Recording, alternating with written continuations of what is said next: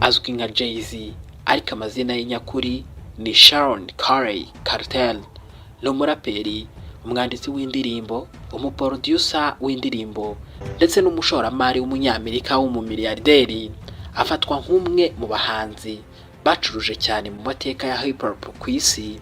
Yegukanye ibihembo bya Grammy bigera kuri 24 ndetse akagira na album 14 zageze ku mwanya wa mbere, nomination 1 ku rutonde rwa Billboard, ndetse n'indirimbo zakunzwe cyane nka Hard Knock Life, Big Pimpin' ndetse na Empire State of Mind.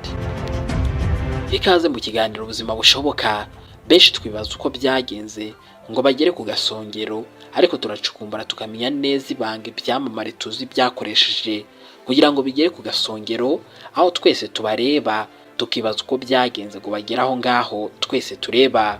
Ni inkuru mpamo mu rugendo rwabo, zigizwe n'ibyiza ndetse n'ibibi, ariko zikaba zararemye ubuhangange mu ngeri barimo politike, umuziki, filime, siporo, ubucurabwenge, ubwanditsi, ubukungu ndetse n'ibindi bitandukanye.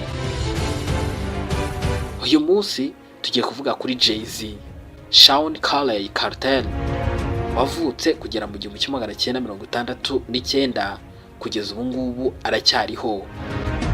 Nizere ko wamaze gukora subscribe hano kuri Muhire JC Official kugira ngo ube mu muryango mugari w'abakurikira ubumenyi. Tugira imyidagaduro ariko igamije kwiga. Murakaza neza.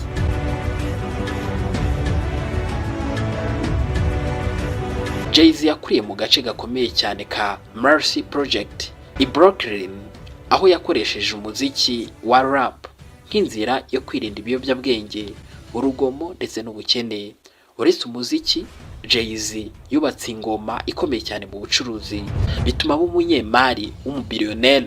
Yashakanye n'umuhanzikazi w'icyamamare Beyonce Knowles kuva muri 2008, bakaba ari umwe mu miryango ikomeye cyane mu myidagaduro y'isi. Muri make nk'uko nabivuze, amazina ye yose ni Shawn Carey Carter. Yavutse ku ya 4 Ukuboza 1969, avukira i Brooklyn muri New York muri USA cyangwa se Leta Zunze Ubumwe za Amerika. Umugore we nk'uko mbibabwiye ni Beyonce Knowles, bashyingiranywe muri 2008. Hanyuma abana babo ni Blue Ivy, Romy ndetse na Sarah. Ikimenyetso cy'inyenyeri ni Sagittarius. Reka turebere hamwe ubuzima bwe bwo mu bwana ndetse n'ubugimbi. Jay-Z yavukiye i Brooklyn. Mama we Gloria Carter amurera wenyine nyuma y'uko se Agnes Reveals avuye mu muryango. Jay-Z akiri umwana w'imyaka 11 yakuriye rero mu buzima bwari bwuzuyemo ibiyobyabwenge ndetse n'urugomo. Mu ndirimbo ye December 4th, mama we yigeze kuvuga ati, yari umwana wanjye wa nyuma, niwe wenyine wavutse nta bubabare binzaniye. Nibwo namenye neza ko azaba umwana udasanzwe. Mu gihe cy'ubugimbi, Jay-Z yanyuze mu bihe bigoye, harimo no gucuruza ibiyobyabwenge, yewe no kuba mu rugomo cyane rw'imbunda, ibintu byaje kuvugwa cyane kenshi mu ndirimbo ze. Yize mu mashuri menshi yisumbuye, harimo George Westinghouse High School, aho yiganye n'icyamamare Notorious B.I.G.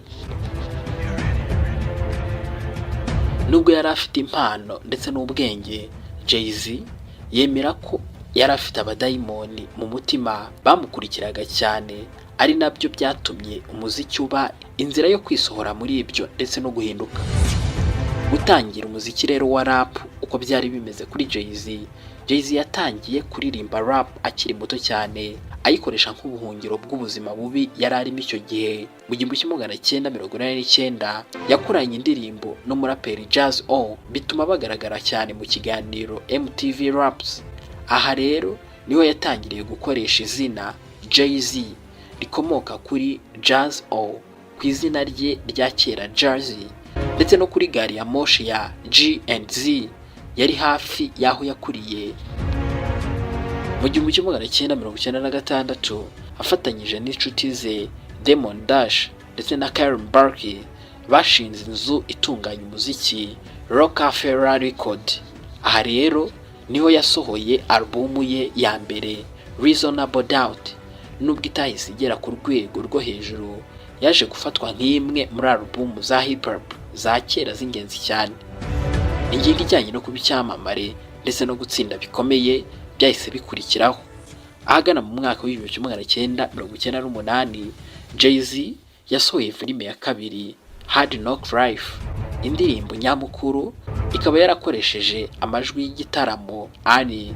Iyi ndirimbo niyo yamugize icyamamare cyane gikomeye ku isi hose, binamufasha kwegukana Grammy Award. Yakomeje gusohora album ndetse n'indirimbo zagize igikundiro cyane gikomeye nka Big Pumpin', Eazer, I Just Wanna Love You ndetse na Third Bonnie and Creed.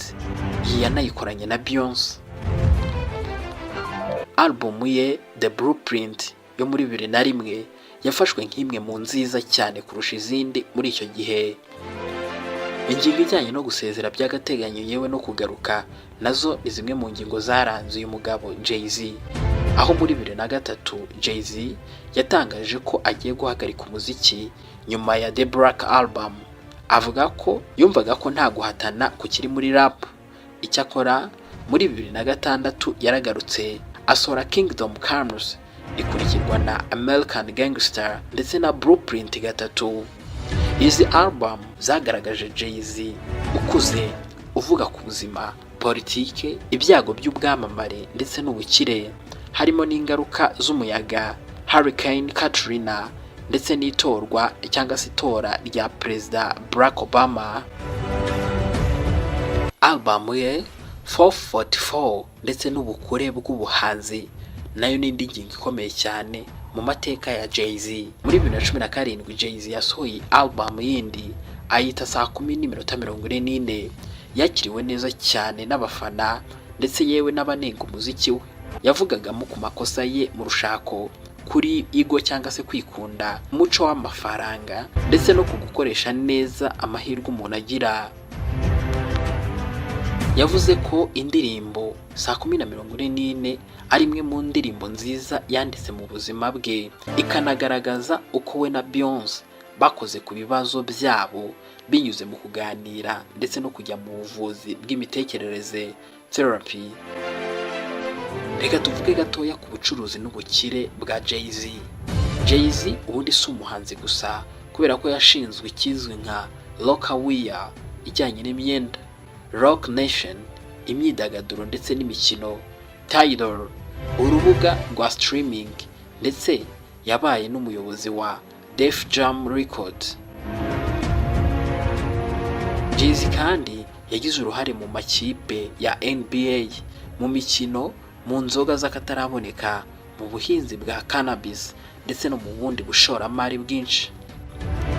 Muri 2019 yiswe umuraperi wa mbere wabaye umubiliyonea cyangwa se umunyamiliyoni nyinshi, naho muri 2024 umutungo we ubarirwa hafi miliyoni 2 z'amadolari. We na Beyonce hamwe bakagera hafi miliyari 2.6 z'amadolari. Politike n'ubugiraneza nabyo ntago byasigaye inyuma mu mateka ya Jay-Z, kubera ko muri 2002 Jay-Z na mama we bashinze icyitwa Shawn Carter Foundation, ifasha urubyiruko rufite ibibazo by'ubukene kubona amahirwe yo kwiga.